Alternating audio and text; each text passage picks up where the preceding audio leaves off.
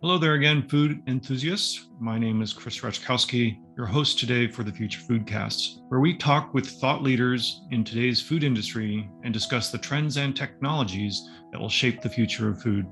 Today, I'm really excited to be speaking with Blair Hyslop, CEO of Mrs. Dunsters, which is a North Atlantic baking company. Welcome to the program today, Blair. Thanks for having me, Chris. Excellent. Blair, you have, I think, a long and interesting background in the space. But before we kind of get into your company and what it does and some of our talking points around that and sustainability and technology, et cetera, maybe could you give the audience a quick introduction to your background and what really brought you into leading Mrs. Dunsters? Certainly.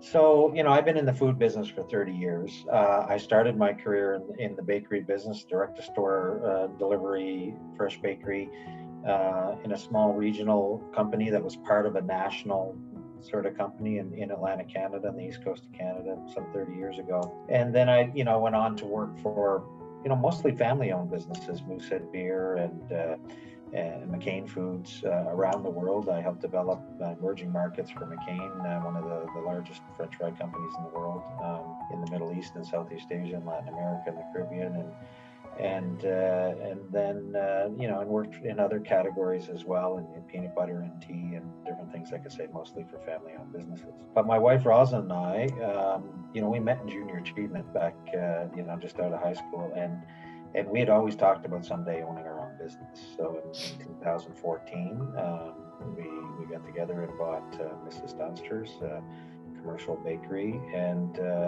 we're now co-CEOs and co-owners of that business.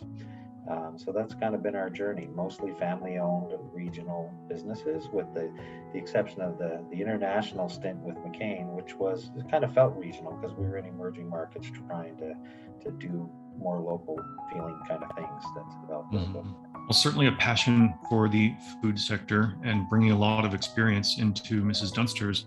And Mrs. Dunsters is a great company. It's got a really interesting long background as well. Maybe introduce us to the company and what it's doing today. Sure.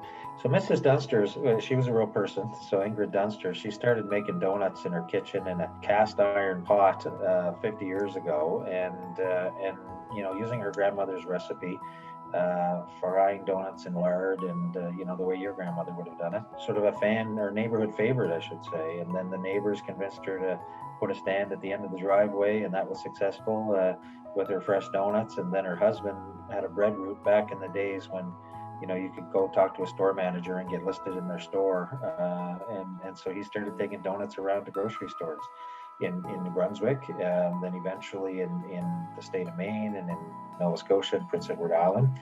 And so, if we fast forward 50 years, we're now the fastest growing and the largest family-owned and operated independent bakery in Atlantic Canada. And we bake everything you'd imagine a bakery would make, except for flatbreads and bagels. And I always say we have friends who make those, so if you want them, we can help you out. But we probably make about 600 different things, and we deliver a lot of those things to grocery stores in Nova Scotia, New Brunswick, Prince Edward Island, the state of Maine, fresh twice a week. So we're a fresh, direct-to-store delivery regional bakery focused in the North Atlantic. A company with tremendous history, but certainly well placed in the medium to large size companies right now are in the food space out there. Pretty powerful organization, but I think as we'll learn as we go forward, there are much larger and more powerful organizations out there, and it makes for interesting sort of business situation. But let's think more about sort of internally for your product or what you're managing there. And one of the factors we think about a lot in these days is sustainability in supply chain. And you're a large regional business. And how is the current situation with supply chain impacting you? And how are you sort of managing through some of those challenges? Well, I mean, that's a good question. I've been in the food business for 30 years and I've never seen a year like this. We recently landed a pretty significant opportunity to expand our distribution to other regions of the country, and we couldn't do it because we couldn't find packaging to put our donuts in. I mean, never in my career have I had that issue. We've had ingredient shortages because ingredient suppliers couldn't find boxes to put ingredients in. Like, it's just incredible that the impact that we're having. We've had to buy our own tractor trailer, so because we couldn't depend on reliable service from third-party logistics companies, because they're having a hard time finding people and dispatchers and so on. And last year we opened a brand new 40,000 square foot fresh bread and roll facility in Moncton, New Brunswick. A lot of the challenges you would expect opening a bakery of that magnitude, were amplified during COVID because we couldn't get parts and people. And there's always a normal sort of learning curve in opening a new facility, and that learning curve was probably doubled or tripled in terms of the timeline. Because of the challenges, related to supply chain issues for not just for equipment and parts, but also just getting technicians here from Italy or wherever. So it's certainly unprecedented times as it relates to that. And with the other side of it, I guess, is the impact of that on the supply chain with commodity price increases. Our cost of goods this year going to be somewhere around $1 million more than last year on the same volume. Everything's up. All of our input costs are up. Flour, sugar, lard, oils, salt. You name it. Packaging certainly is definitely a challenging time to be in the food business. Yeah, I want to explore more around the supply chain questions, but it strikes me that everybody in the world, especially in North America, since this is where we see most of our news, where I'm based and you're based in Canada, we hear a lot about food price inflation, et cetera. But, they tend to be headlines. You're right in the middle of this. You are a significant producer of food products. What's your view of what's driving the cost increases for the food materials? Let's talk about packaging separately. I think that's a more global situation. But what do you see as really driving costs up for raw materials? And for you, that's, like you said, flours, oils, lard, et cetera. Yeah, so that's a global issue too, Chris. Essentially, I think what's happening is there's been, we went through this period probably around 2008 or so as well. If you remember the biofuels push and corn and ethanol and that whole conversation, which drove up the value of corn and ethanol, which drove up, which caused farmers to leave other crops and plant those crops, which drove up the price of things like flour and other things. Well, those same dynamics are unfolding today. The difference is that I think China is driving the demand for a lot of those, for corn and for other things, and then the same dynamics and farmers migrate into things they can make the most money on, and then that's causing other things to go up. So corn goes up, then oil goes up. If oil goes up, lard goes up. If lard goes up, flour goes up because there's less flour planted. Because they're converting those crops over to other things, and so you start to get the spin-off of that, through the entire supply chain, and that just drives that inflationary pressures. On top of that, we had a pretty poor crop on wheat and globally this year. So that, I think flour's up 40%. So there was already pressure from, the pressure on the farmers to grow more profitable crops, but on top of that, you had a poor crop on some of the things that were planted. So that just amplified the impact. The other thing that's kind of unique is, so it's you always have one or two of those things, but have all of those things happening at the same time, that's a rough go. And now what you have on the other side is you have tremendous inflationary pressure on labor. And the labor shortage, which is a combination of an aging population in North America and pretty tight immigration policies, I think, especially in the U.S. and in Canada, a lack of immigration or a pause in immigration due to COVID. And, we have more generous immigration policies, but during COVID, a lot of those were paused. So you have older population, that the baby boomers are retiring. There's not enough young people coming up to take the jobs. We've stopped immigration from coming in, and or at least slowed it down. And that is putting, just this general pressure on wages to go up as well. And we haven't had, and wages haven't kept up with inflation. So you put that all in a big bucket together, and you get this tremendous inflationary pressure on food costs. That's going to happen here is people are going to have to get, if we want to pay people fair wages for the work and have a living wage for people, globally, and we think about that in the context of food, from everybody who's picking, the vegetables and the fruits and, harvesting the wheat and those kinds of things, right through to the people in the facilities, the bakers that are baking it and the packers that are packing it and the people that are delivering it, and the stores that are selling it, and the workers there, then people are going to have to get used to paying a lot more for their food, because that's the trade-off, right? At the end of the day, if that's where we're going here in North America, and there's only so much you can do with automation and those kinds of things. And if we don't figure it out, the challenge is that the big guys will just keep getting bigger, because the people with the most automation will have the best cost structure. And you can make a lot of food very fast and very cheap, but if you want to make yummy food, that takes time and it takes labor. So at the end of the day, we have to be careful to provide a balance for the small and mid-sized food operators that have to compete with the big guys that are just investing more and more and more in automation because of the labor market and the challenges associated with that, and the accelerated payback they get from automation because the cost of labor is. So it's going to further divide the small guys from the big guys, I think. Well, I think these days in social media and Twitter and that type of thing, a lot of people are always looking for what's the short phrase answer to my problem of why my coffee costs more. And you make a good point, and I think certainly most informed points that can be made since you're in the middle of the business, that the food supply chain is a very, very complex global system.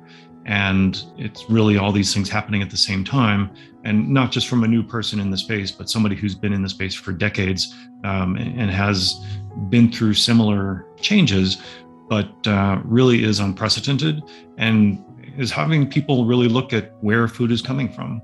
We see a lot more interest these days in local supply and people buying locally.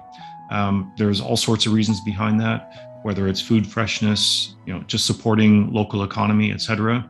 But maybe let's look at this from a point of view of supply chain stability. And I think, again, a perfect representation of this, you run a pretty large sized company, you're buying materials from around the world, but also, for example, flour probably from across North America. How do you see food supply chain stability in the upcoming years? And how might, say, local sourcing or regional sourcing impact that in a good or bad way? That's a lot to unpack in that question. I think I've been around long enough to kind of have a bit of a perspective on it. And one of the things I didn't mention at the beginning is we run a food market as well. So it's a small independent sort of country market. We have a butcher shop and a bakery and produce, and so and we pride ourselves on having more locally sourced things there than any other grocery store in the region. So we have a perspective on this that is, I think, a bit unique. And we also try to bring in, as much local stuff as we can on the bakery side. And so I think that, you got to kind of understand the history of the food business and the supply chain over the years. That, back when I was talking about when Mrs. Dunster started and her husband would take, donuts around to the stores, store managers were making decisions, and there was wholesalers in regional parts of the country that everybody would sell to a wholesaler, and the wholesaler would buy from the local farmers and buy from the local bakers and buy from whatever, and they would distribute those to, 50, 100, 200 stores in the region. And that disappeared and was replaced with distribution centers for the major retail chains. So we took out that wholesale cost structure, so they could be more efficient. But at the same time, what we did is we passed on the burden of sourcing onto these retailers, and then we had a tremendous amount of retail consolidation. So now you got a situation where, you have one buyer for the country, for a category. So if you're the guy buying carrots for, the biggest chain in Canada or the US, you want to deal with 1,000 farmers across the country to buy carrots, or do you want to find one or two that are going to supply all your carrots, right? Mm-hmm. So what we've done over the years is we've migrated to this centralization of supply, and during COVID that was highlighted because a lot of these guys couldn't supply. We had one beef producing facility in Canada that supplied 1/3 of the beef consumed in the country, one plant, mm-hmm. and they had to shut down because of COVID. Mm-hmm. And so there was shortages, but in like our little country market didn't have any shortages because we were sourcing all locally. And in our part of the world, which I don't think, Atlantic Canada, which I don't think is different than other rural parts of North America, wherever you are, our grandparents used to, in their age, 70 or 80% of the food that was consumed in the household was sourced, within a few hundred miles of the house. Today, that number is like 5 or 6%. So we've become over dependent on, big suppliers that make a lot of things, to supply our food need. And I think what's happening now is and part of that was driven by necessity. Like I said, if you're the buyer who's buying carrots for 1,000 stores, how many carrot farmers can you deal with? Like, you find one guy in California that can grow all your carrots, that makes your life a lot easier, doesn't it? So we've all migrated to that model. I think what's happening now is these retailers are starting, and it's not just retailers, food service is the same thing, on the distribution and control of distribution. So I think what they're starting to realize now is maybe strategically they're overly dependent on one or two big guys who can't guarantee consistent supply at a reasonable price like they used to be able to. And so now they're starting to go, wow, wait a minute. Well, let me go find somebody else. And there's nobody else because they put all those people out of business, or they bought them all, and the retailers haven't cultivated that mid-range sort of supplier base as much as maybe they could have or should have. So, so to me, we need more small guys we need more small guys. We need more small guys and girls to be mid-sized, companies, and we need more mid-sized companies to be developed into large companies, and then more large companies to become sort of these titans. We can't have a food supply where all of the food is supplied by the titans because that's what happens. A plant closes down, or a facility closes down, or something goes wrong, and a third of the beef supply disappears overnight, or problems like that. And I would say this year there's been unprecedented in the shortages in the food industry in North America, because of that model and the evolution towards a handful of food companies supplying all the food. Yeah, and kind of going back to the topic of complex systems in the food supply chain, it brings out the tech nerd in me a little bit. And there's all sorts of complex systems out there, whether that's your computer chip or manufacturing systems or the food system. And I look back and I see trends in manufacturing, computer production, computer networks even. We often see a trend towards centralization because you can do things faster and cheaper. And with, frankly, with a little bit less effort, less complexity, you can do things faster and cheaper with massive centralization. But then something breaks and people realize, wow, yeah, we can do it faster and cheaper, but it's fragile. At least this is my theory. That then spurs the race to decentralization, I would say. We saw that in manufacturing in the 90s, I would say, where everything had to become cellular manufacturing. And I was in the middle of that, so I know about it. Computer chips these days, instead of having one massive processor, we're seeing multiple processors on a chip. And it sounds like what we're describing and what you're describing in the food supply chain space is probably going down that path as well. We've seen that the system breaks relatively easy when everything is, not everything, but when there's too much centralization. But now we also have the technology that enables us to more effectively manage, more cheaply manage decentralized systems, where maybe instead of getting flour from 5 suppliers, you might be getting flour from 50 suppliers, and it's just as easy because somebody provides essentially the IT solution to do that for you. Whereas before, it's like, forget it. I'm not, like you said, it's the carrot buyer. You want to buy from 1,000 or do you want to buy from 5? But if it was as easy to buy from 1,000, maybe they would. I'm curious, how do you see that possibly progressing in terms of enabling more local consumption, but also, frankly, enabling these smaller producers to compete with the massive, scale of buyers that can control markets out there? Yeah. So I would like to say, people are going to do the right thing, and buyers, the truth is that economics drive everything, right? And so, there are people out there that do things for the right reasons, but for the most part, if it's harder for them, they're less likely to do it. If they can make more money doing it one way, that drives behavior, right? Unfortunately. or fortunately, I guess, depending on where you are. But I think your idea is an interesting one in terms of how you laid it out there in terms of software and ability to management. That's certainly a context that I think is interesting. But what's going to drive it is necessity. And because so just because the software was there, in other words, and I can now get carrots from 50, it's still easier for me to do it with one. I'm not going to bother. But if I have no choice and that software is there, then I can lean into that and I can facilitate it and make my life easier. And then it's going to be harder for me to go back. But if we were to back up for a minute and say, why do I have no choice? Is a couple of things in the food business. So food manufacturing is very capital intensive. And, automation and labor we talked about, and to drive towards that requires a lot of capital. So that requires a lot of investors, which requires bigger companies, which focus on bottom line results, period. And so when COVID hit and these shortages were happening, what happened with the big guys who are focused on their bottom line? They prioritized the customers that they made the most money on, not necessarily the customers. There was no community in those decisions. We had the big guys in our industry cutting off jails and hospitals because that's government RFP business and it's the lowest margin stuff. And it's like, those are the most vulnerable people in our community. And so all of a sudden, the people that were doing that buying are saying, well, we used to go with the smallest price, but now maybe we need to think about who we want to do business with. Because if I'm buying for a hospital 5 years ago, it's okay, who's going to give me the best price on white bread?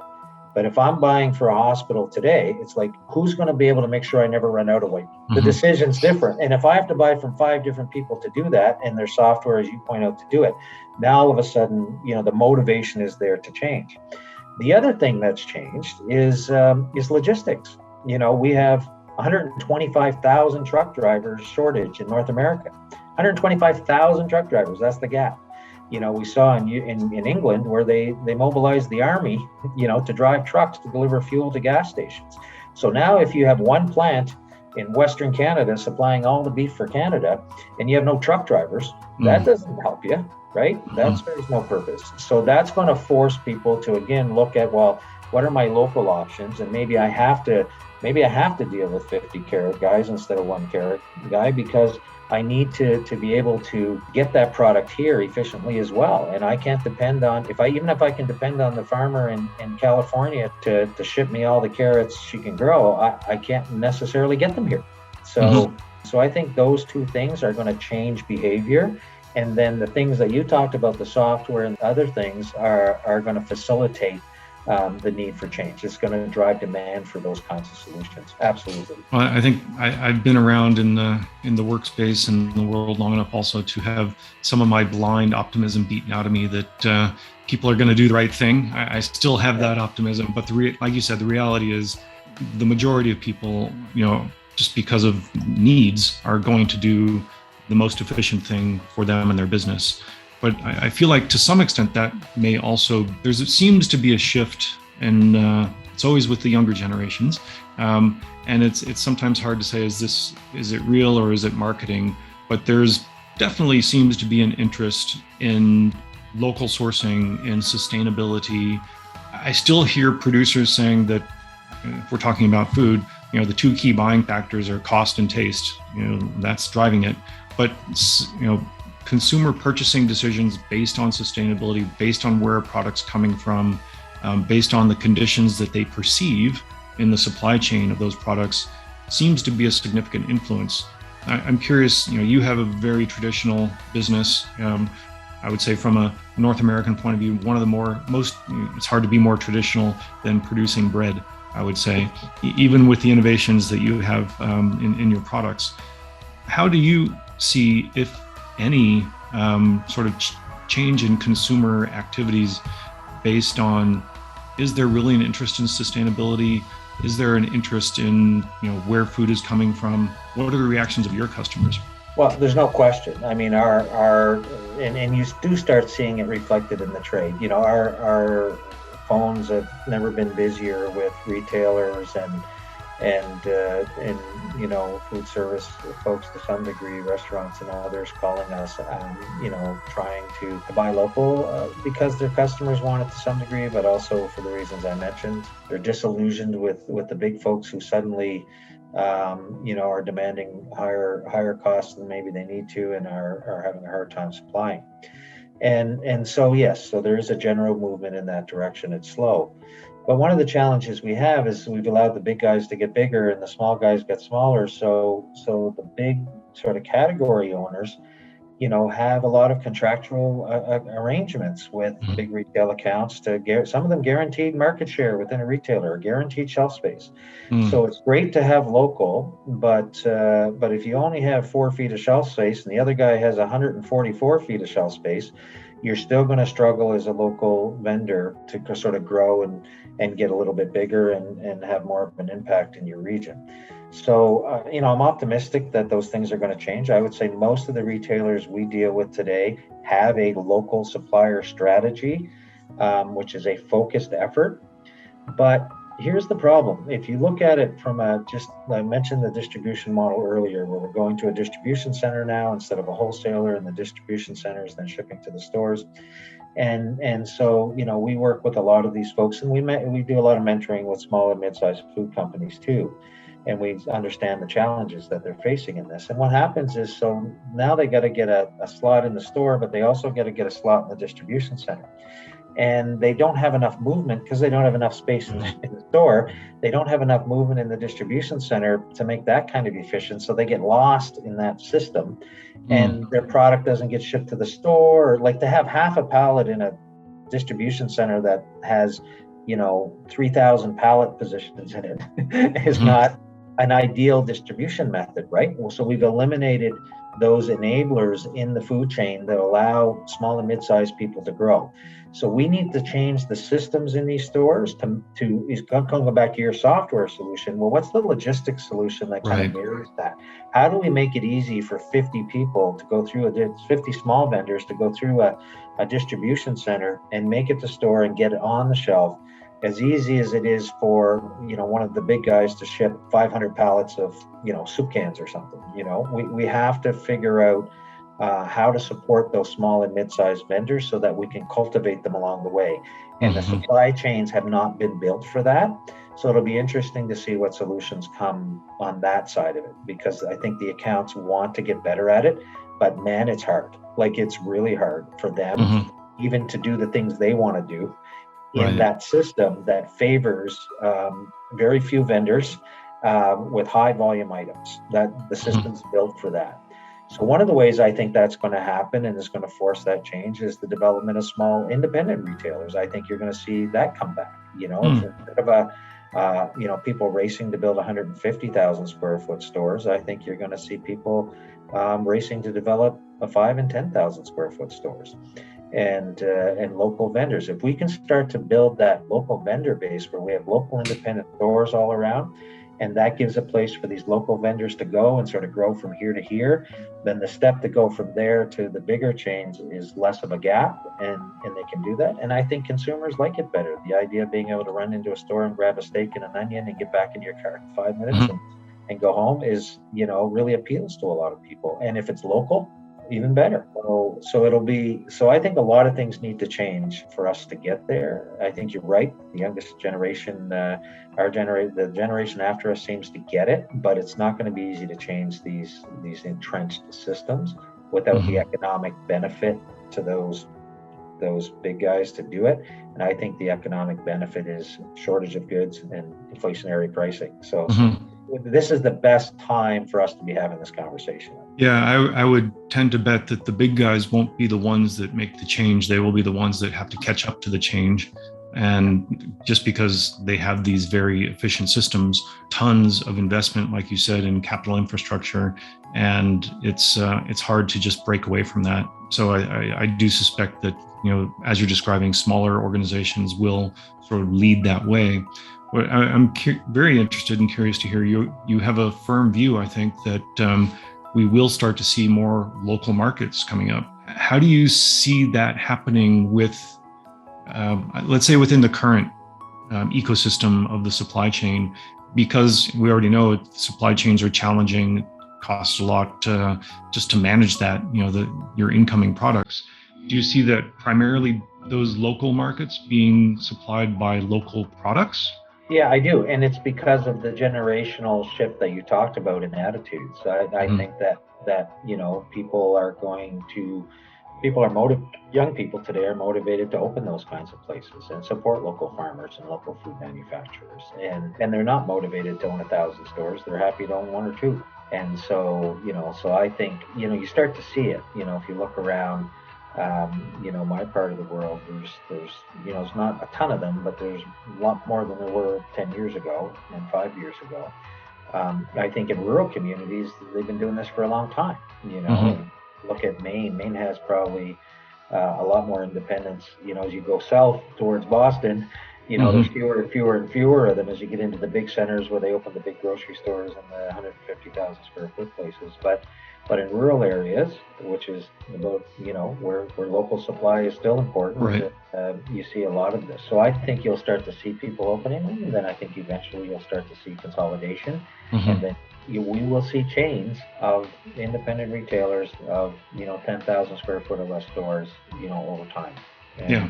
and it'll be driven that way. It'll be somebody like you or me or somebody opens up a small one, they start doing something, then maybe a second one, and then they struggle to get efficiencies in that. And if there's a guy across the street and a lady down the road who each did the same thing, so they all get together, and now you got six, and so I think that'll happen. It'll be full circle to 2 or 3 generations ago, which is where how all these chains started. They all started as every grocery chain in North America has the story of the founder up on the wall, with the cart and the hat and the apron, that started with Yeah. an immigrant that came from somewhere that worked his butt off or her butt off and kind of managed their way, and then grew from there, and now look at us, we have 10,000 stores. And so I think we're going to see that cycle start over again. Yeah, and I think there'll be the realization that if you have good local supply networks, that system actually is more cost effective than those that depend on warehouses. There is zero value in holding a product in a warehouse.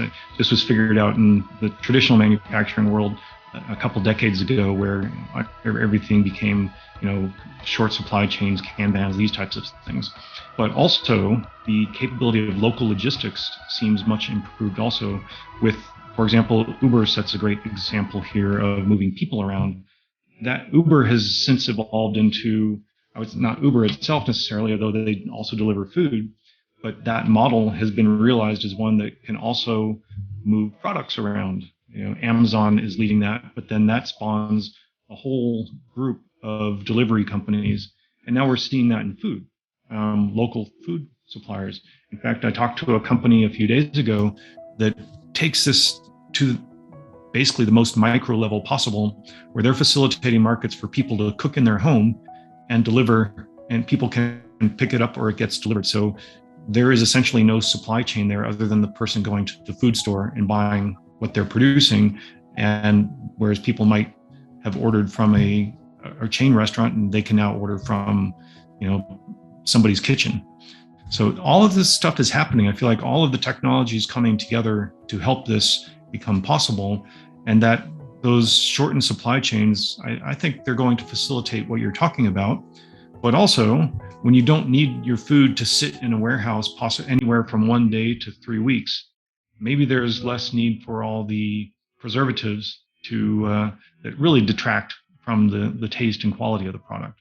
So, you're absolutely right. So shelf life is interesting because, the way the bakery business evolved in terms of direct to store delivery as an option was because of shelf life. You couldn't leverage the supply distribution system of even wholesalers because Mm-hmm. you had when I was in the bread business in 1991, the shelf life on bread was 5 to 7 days. So you had to get really good at local delivery and getting it made locally and getting it out and getting it back. And so, that's how it grew. And today, the big bread companies have like a 30-day shelf life on bread. Like, so how does that happen? Like, and why aren't we asking those questions? So you're absolutely right. If we can get the supply chain down back sort of full circle to where it was, then we can get less things in the products that we're eating that have Mm-hmm. a shorter shelf life, and we become efficient at it. And I think, one of the things that we need to remember is, the worst three words in the retail business are out of stock, right? Like Mm, out of stocks are evil. And so when that happens, rightfully so, I think that means consumers, can't get what they want, and everybody in the reacts to that, right? And so it doesn't matter anymore if you're the biggest person making the most things at the best if you're out of stock all the time. mhm, It doesn't matter. And why are you out of stock? Well, if you're making 10,000 loaves of bread an hour and you're shut down for 10 hours because employees didn't show up or machines break down, then you're shorting 100,000 loaves of bread. Like the implications of being shut down for an hour if you're this massive super factory making beef or whatever, is significant in terms of the impact on the supply chain and the out of stocks. mhm, And then and then on top of that, if the truck doesn't show up or shows up 3 hours late, and you can't make it for the delivery time to deliver to the stores, then you're out of stock. And so these things are demonstrate the value of a local supply chain. When they work well, they work really, really well, right? And for mhm. years they worked well, but now they're not working so well, and people are going to go, well, wait a minute. Yeah, it might be a little bit more to buy that locally, but I know the person, I know the family that's running that business. I know who I can call if there's a problem. I know if worst comes to worst, they'll throw it in the back of the trunk of their car and drive it to my store. Like, and that has changed the value proposition of the relationship. Mhm. And I think that's just going to continue to amplify as we continue to have out of stocks. And There's another factor I think we're seeing in this as related to supply chain and what is actually in the food we're eating, which is often called transparency. What's in the product I'm eating, where people are much more often or much more commonly looking at labels on food, what's really in there, being critical of that, not wanting chemicals in there, but also you wanting to know the story even of where it came from. I see this frequently with coffee and chocolate. I actually have seen a craft brewery here in Alberta that puts a QR code on their product so you can see where the grains came from and tell a story about that. What's your view on, I guess, the importance or the potential importance of supply chain transparency, certainly to you, but maybe to consumers? They want to know when they're eating a quality loaf of bread, or do they want to know when they're eating a quality loaf of bread, what's really in here? Where did it come from? yeah, I think there is a segment of the population that walks the talk. What I struggle with, as a local producer and somebody's in the food business locally in a number of different areas is I don't see that reflected in the purchase behavior. So Mm, people, you go on Facebook and you see all these comments and local and this and rah rah rah and all my friends, please buy local. And then you see them in the grocery store and you see what's in their grocery cart, or you see right. the Amazon boxes stacked outside their front door. Really, and so I think we're a lot better than we were. I have a lot of faith in younger people today to do it in terms of walking the talk. But I think we have a long way to go to changing our behavior as consumers to reflect the things that we say and the things we want and things we're trying to do. Hmm. And hopefully, like I said, this issue of supply chain issues with container ships coming out of China. Maybe if we can't buy stuff from China for a while, that'll force people to go buy a nice handcrafted ceramic mug from the lady up the street, Right. and maybe that's where we'll go from now on. So Hmm. I think, but we need something like that to just to have a tectonic shift in behavior because people aren't walking the talk on this, Yeah. and there is a shift. It's getting better, and but I still only have 4 feet of shelf space in a store, and my competitor has 144. So, Hmm. so it's not, and honestly, the retailers aren't going to give me 144 unless there's a demand for it, right? Right. So you need to buy that. People need to change their behaviors, and we need to get people to Hmm. really embrace this in a meaningful way and understand that, yeah, it might cost, I'll post something sometimes, on one of our social media things about, or somebody will post in, even on our own page, we'll post Hmm. something about the product, and somebody else will say, yeah, you can get that cheaper at this big box store. You can get that cheaper, and you're like, really? And this is Yeah. the same person who yesterday said, buy local, Right. Yeah. and so we got to change that. This is certainly an incremental change. I think part of the reason we're talking about it is that incremental change has gotten to a point where it's getting attention, and not just in a podcast like this, but it's getting global attention of people's interests shifting. Would also, I feel like there's two key factors, maybe certainly more, but two key factors that maybe are not perfectly facilitating this so far. One is, frankly, this transparency. It's hard. It's hard to get there. If somebody came to a food producer and said, "Hey, here's this system. It's very affordable. It's going to improve your, customer retention because they're going to have transparency on your amazing product because you should be telling people what's in that product." I think that is a bit of a barrier because food companies are not tech companies. They don't invent tech to do this. They need the tech companies to come in and provide that solution packaged up, ready to go, not hire a dev team to build it. The other thing, frankly, is trust. And transparency without trust is totally useless. And that trust, I've heard this word a lot talking with entrepreneurs, comes often from authenticity. You can do all the social media you want, but they want to see Blair's face talking about something, because when they see him talk, they know he's the face of the business and they know he's genuine about what he's doing. So that heavy lifting on the tech side probably needs to be greatly reduced. And then that trust needs to come in. And I think those two build off of each other. I would say there's also probably going to be a very interesting knock-on effect from that, which is companies that want that transparency and get it out there and they're retaining customers for it. I suspect they're going to start crushing the competition that really doesn't want that transparency. They really don't want you to know what's in their product. I'm curious of your reaction to that point of view. Well, I think there is absolutely more capability and capacity and knowledge and intelligence around people today asking questions, about what goes in their food, where their food's made, how their food's made. And, I recently saw a presentation by Zita Cobb, who runs Fogo Island in Newfoundland. And her sort of big t-shirt moment at the end is it matters who owns what, And it's this whole community-based, approach, and the things that she's done in Fogo Island and in Newfoundland, Labrador around local community and tying, everything together. And it matters who owns what. And I think that's certainly people are more equipped today to dig into that and do their own research and understand and call bullshit on folks that don't live up to those ideals than ever with the amount of information that's available. But I think there's a couple of other connotations to what you said.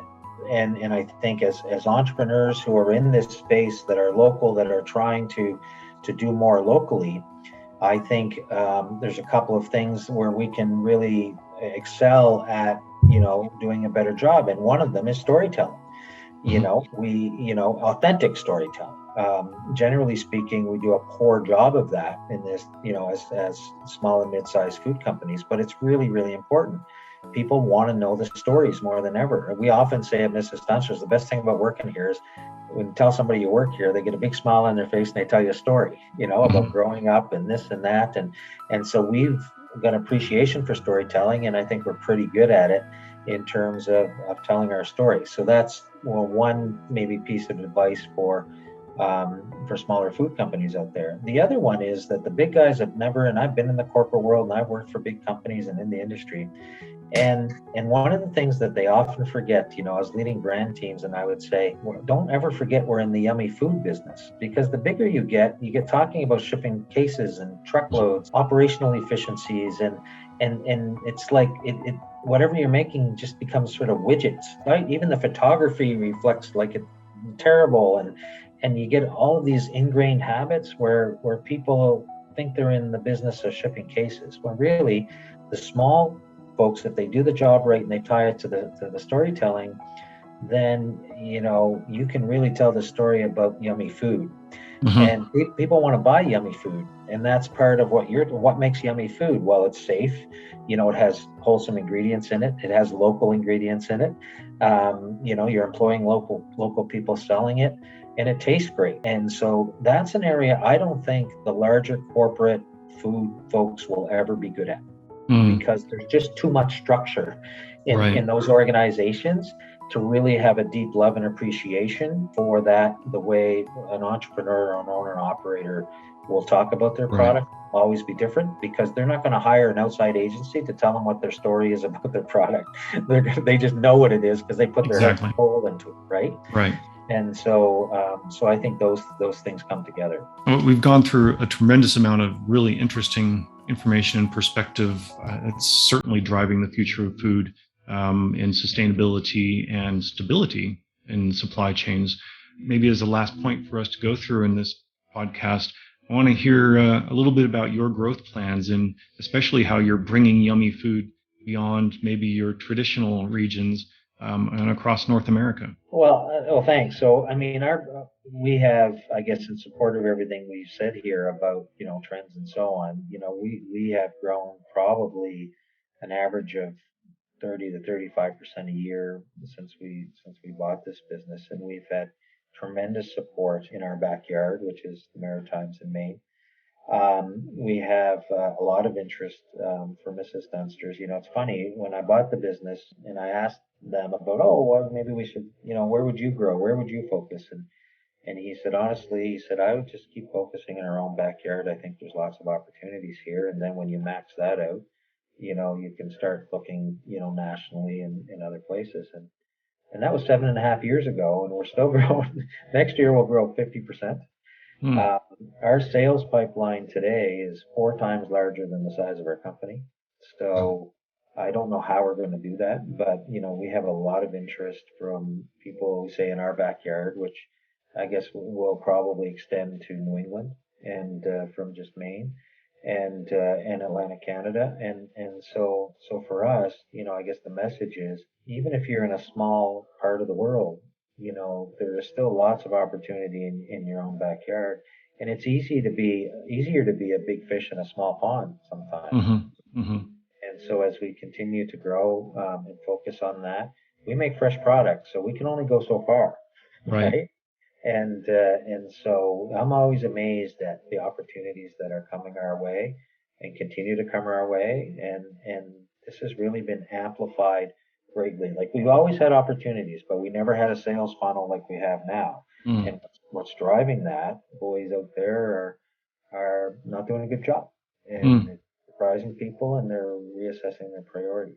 So we're going to grow. We're going to be 50% bigger next year. I don't know where and how that stops. We're really not focused on growing for the sake of growing. We're just kind of following our nose and trying to do right by our customers, and trying to make decisions that will make our communities better by virtue of the customers we choose to do business with. And so, we'll see where it goes. But, just great. That sounds like a true pathway to sustainable growth. Like you said, not to make numbers and get your bonus for some artificially inflated profit numbers, but to maximize, sustainability and community grow, if you will, organically, and just be healthy about that. So really appreciate your business doing that, and hope it's a good example for others. Thank you. I appreciate you expressing an interest in our business and letting us tell our story a bit. Thank you. Excellent. Well, thanks again for being with us on the show today, Blair. Mrs. Dunsters, amazing baked products. If you're ever in the Atlantic, Eastern Canada, Northeastern U.S., yes. Mrs. Dunsters, I'm looking forward to it. Get my sweet tooth back on some of those cinnamon rolls. We make an awesome cinnamon roll. All right. Thank you very much. Thanks, Chris. Thanks for listening to Future Foodcast. Future Foodcast is powered by Farm to Plate, the leading food blockchain platform. Subscribe on YouTube or wherever you listen to podcasts to stay up to date with the very latest innovations in the food industry.